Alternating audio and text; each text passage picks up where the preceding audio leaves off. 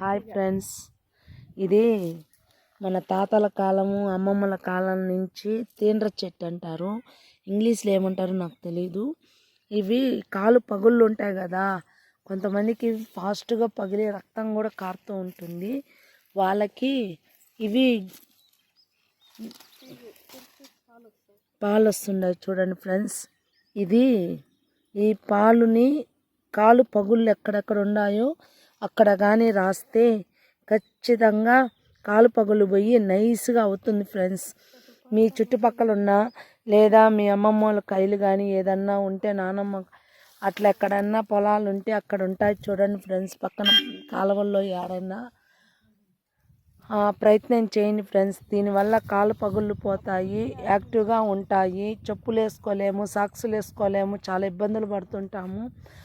ఇవి వాడినారంటే చాలా నైస్గా అవుతుంది ఫ్రెండ్స్.